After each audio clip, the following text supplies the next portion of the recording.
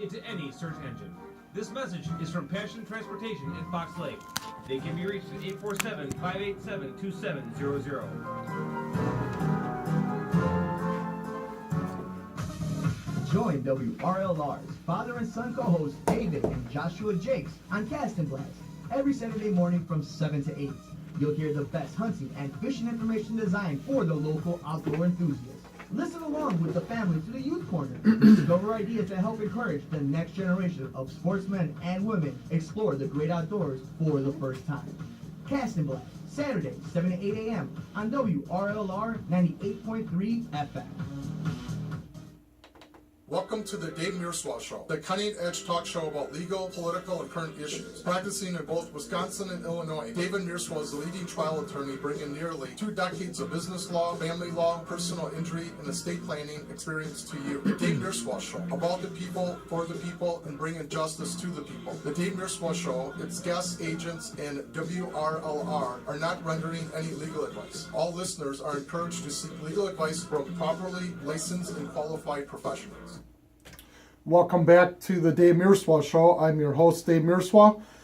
We are in my last half an hour of a 2-hour special that I've been reviewing my 2015 radio shows and some really important audio clips.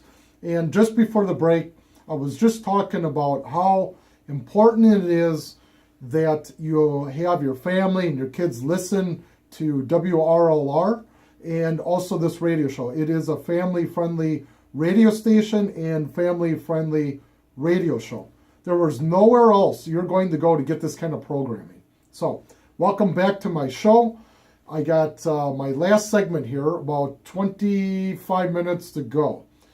And once again, I have 2 hours, and I never have enough time to talk about all the issues that I have, but I wanted to thank, again, all the staff at WRLR for making this happen.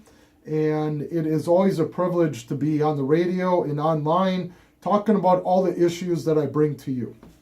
So we were just talking about the gal that was shot and her speech by the UN Malahala and what important message that she gave.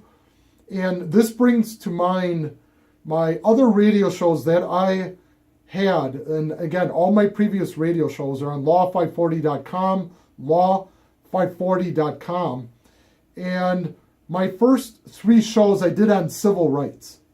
And the last 2 or 3 years, there's really been a huge flare-up in civil rights and race relations, and I gotta spend a minute here.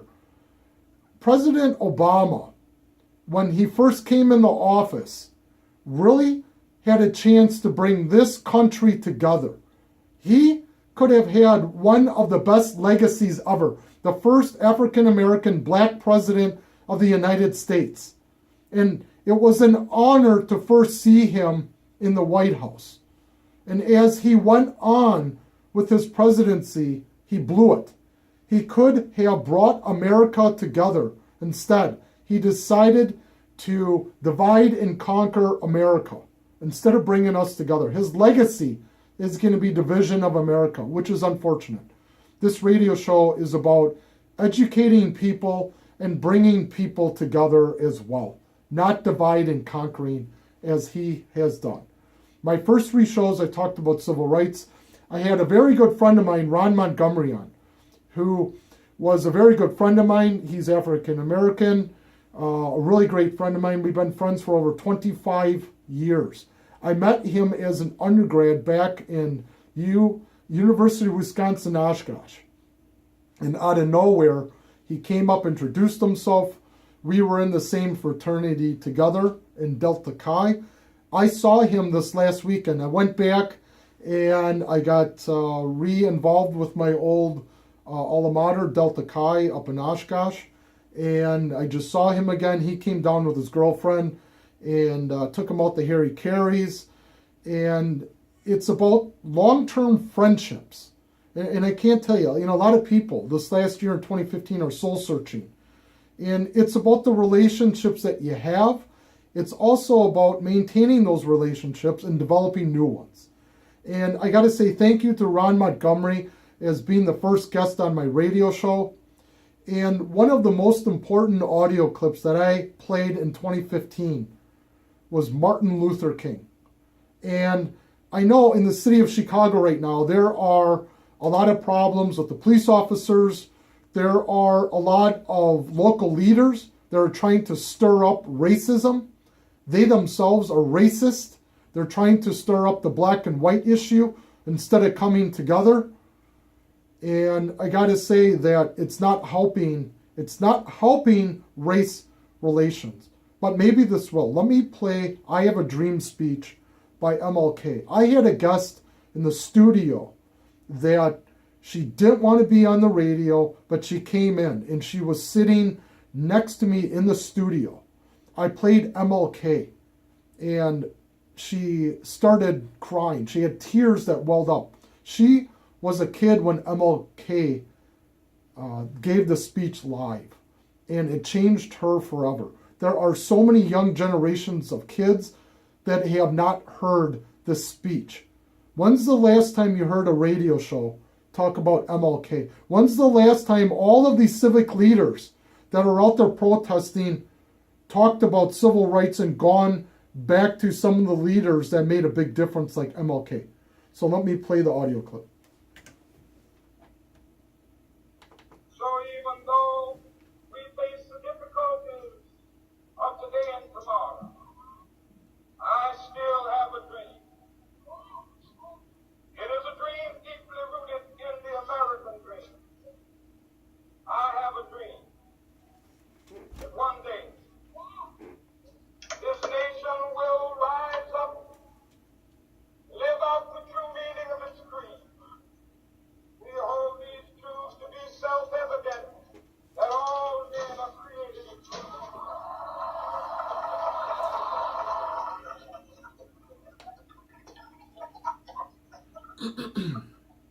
I have a dream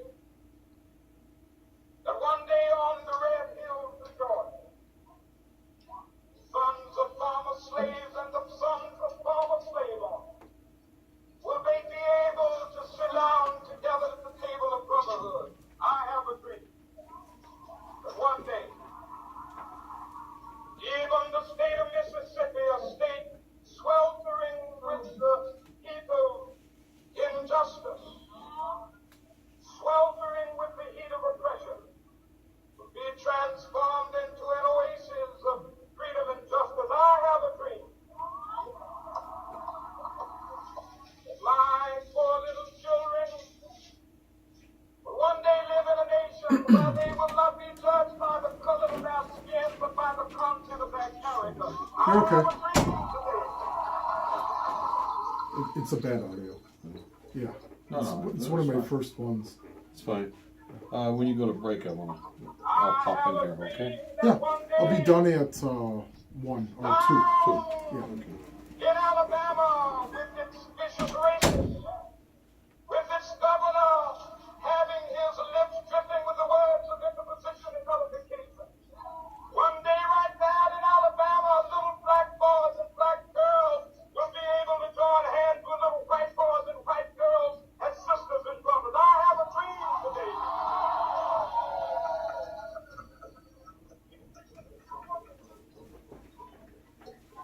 I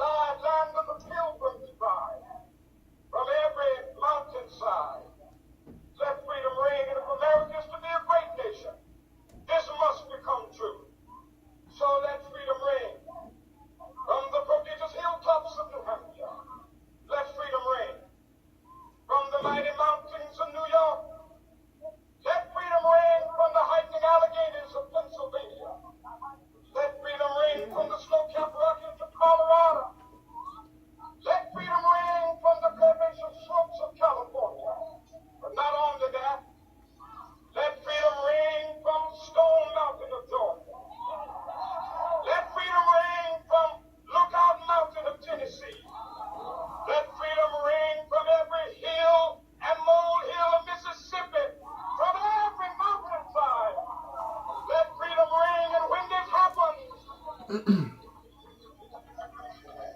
allow freedom reign, when we let it reign from every village and every hamlet, from every state and every city, we will be able to speed up that day when all of God's children, black men and white men, Jews and Gentiles, Protestants and Catholics, will be able to join hands and sing in the words of the old Negro spiritual. Free at last, free at last, thank God Almighty, we are free at last. So that was MLK, and that was I Have a Dream speech. Unbelievable. The quality of the audio wasn't too good, so I apologize for that. But his message is that freedom for all people, and not just the African Americans and the blacks, but all Americans. And he had the foresight to see that, and it was so powerful. I remember my first or second radio show and playing that, and I had a real good friend of mine in here at the radio station, and she teared up. She remembered as a kid that listening to that speech when it was live, and unbelievable. And that kind of message, is that message being given today by our leaders that are out protesting today in Chicago? Are they giving that same message of unity and hope? Or is it division? Is it division? Blaming a certain race and division?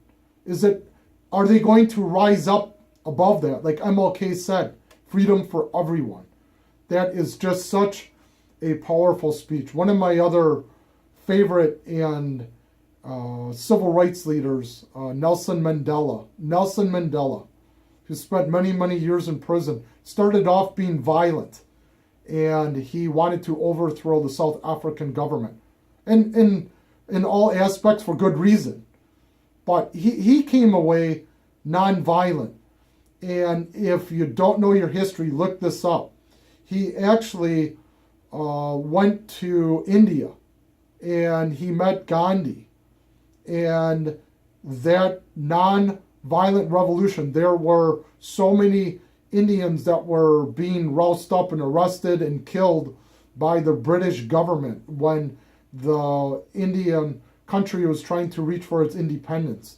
And yet Gandhi had the foresight to say that non-violence is the way to go. And he changed his country. His country got divided, unfortunately, but nonetheless it was non-violent.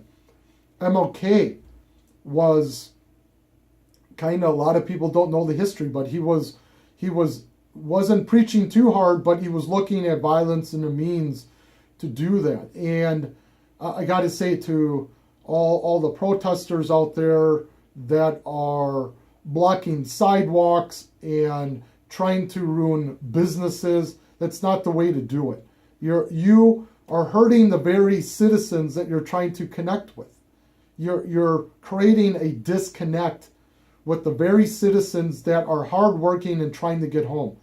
And what's your message? Is your message just to blame a certain race of people, or do you want to unite people and bring people together? I understand the police controversy, and I understand Chicago PD, and I understand the outrage, but it's got to be channeled. It's got to be channeled in a positive way. Baltimore was not the way to do it. The destruction of private property. Ferguson was not the way to do it. Ferguson and the destruction of all the private property is not the way to do it. Rahm Emanuel is now facing a lot of heat of what's going on, and I think that's good. I think that Rahm has, once again, he has given a lot of audio clips and all that, but he has not followed through with what's going on here in Chicago. So I hope a lot of listeners are listening to this, and you really listen to MLK's message. It is about uniting people together and having a non-violent voice. You can be heard much louder being non-violent and being violent. And also being respectful of other people's rights to come and go as they please and not stopping other citizens from their right to travel. I know a lot of the BLM movement, Black Lives Matter, tried to stop people shopping in Mall of America, and then that was the deflection on, they tried to stop people from going to Minnesota airport from traveling in the holidays. And that's not the way to do it. It's the wrong message. And it's just my opinion, but you're sending out the wrong message. So I think getting back to MLK, such an important speech, and I hope you enjoyed that. Some of the other issues out here have been on terrorism. Terrorism, headed into 2016. Terrorism is going to define the next year in politics with all the candidates. Huge, huge, huge topic. So let's hear what Bernie Sanders talked about when there was a terrorist act out in California and also in Paris. And I don't make this stuff up. I download the audio clips and we critique them and for education. But this is what Bernie Sanders said about terrorism. And to me, it's unbelievable. After you hear this, you'll know what I mean.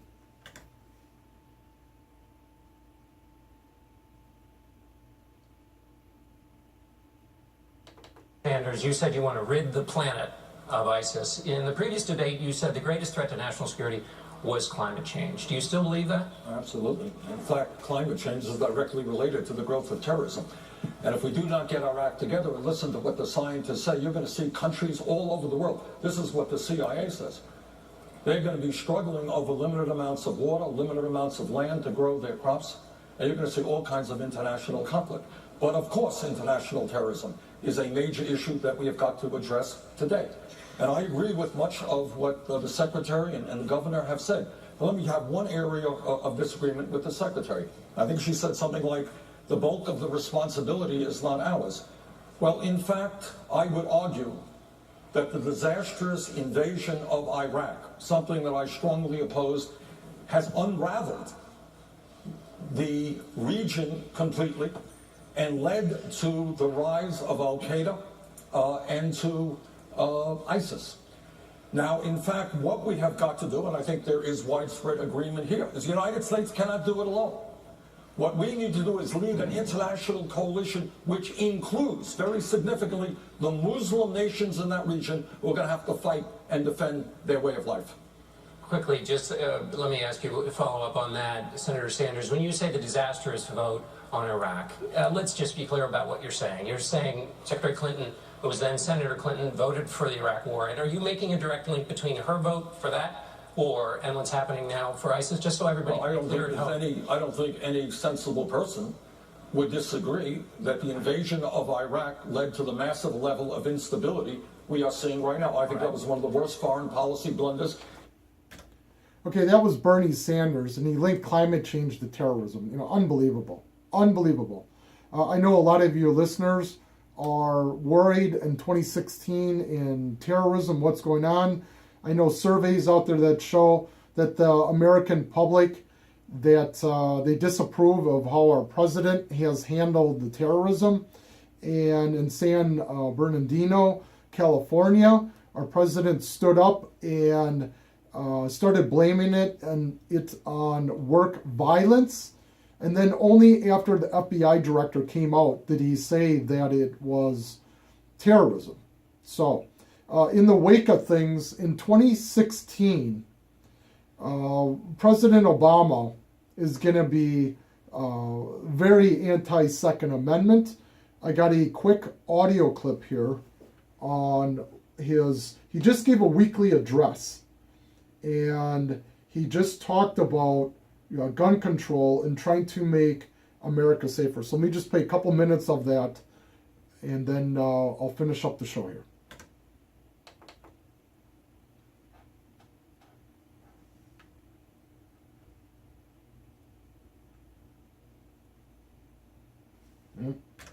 I guess audio clip. Everybody. Oh, here we are. I am fired up for the year that stretches out before us. Here we are. That's because of what we've accomplished together over the past 7 years. 7 years ago, our businesses were losing 800,000 jobs a month. They've now created jobs for 69 straight months, driving the unemployment rate from a high of 10% down to 5%. 7 years ago, too many Americans went without health insurance. We've now covered more than 17 million people, dropping the rate of the uninsured below 10% for the very first time. 7 years ago, we were addicted to foreign oil. Now our oil imports have plummeted. Our clean energy industry is booming, and America is a global leader in the fight against climate change. 7 years ago, there were only 2 states in America with marriage equality, and now there are 50. All of this progress is because of you, and we've got so much more to do. So my New Year's resolution is to move forward on our unfinished business as much as I can. And I'll be more frequently asking for your help. That's what this American project is all about. That's especially true for one piece of unfinished business, our epidemic of gun violence. Last month, we remembered the 3rd anniversary of Newtown. This Friday, I'll be thinking about my friend Gabby Giffords, 5 years into her recovery from the shooting in Tucson. And all across America, survivors of gun violence and those who lost a child or a parent or a spouse to gun violence are forced to mark such awful anniversaries every single day. And yet, Congress still hasn't done anything to prevent what happened to them from happening to other families. 3 years ago, a bipartisan common sense bill would have required background checks for virtually everyone who buys a gun. Keep in mind, this is a policy that is supported by some 90% of the American people. It was supported by a majority of... Okay, so President Obama, that was his weekly address just last week. So headed into 2016, he said his unfinished business is gun control. So out of all the issues that I talked about for the last 6 months, he chooses to talk about gun control. And I tell you folks, that it is time to wake up. It is time to stand up. It is time to have your voices heard. The Second Amendment is only one of the many issues headed into 2016. We are going to have a great radio show for you in 2016. I will be covering a lot of the politics with the Republicans and the Democrats, both equally, and I will try to minimize my interjections and opinions. I try to do a balanced show here, but sometimes, I get a little passionate. I don't apologize for that. So I wanted to give a great thank you again to all of my listeners out there, all my friends and family on the radio show. Last week I gave a dedication to my wife, who behind the scenes comes up with a lot of these topics and so forth in the interviews. So a great thank you to her, a great thank you to all my friends, great thank you to all my listeners, and again, a great thank you to my WRLR family here for making my show possible. So I wanted to wish everyone a really happy New Year's. I wanted to wish everyone a very great and happy 2016. Let's not forget about all the issues that I talked about. All of my shows are on my website, law540.com, law540.com. So this will be uploaded there as well. So you friends, I'll be back next Sunday or the Sunday after that. I'm always on at 12 noon. You take care of your family and your friends out there, and I'll talk to you next Sunday now.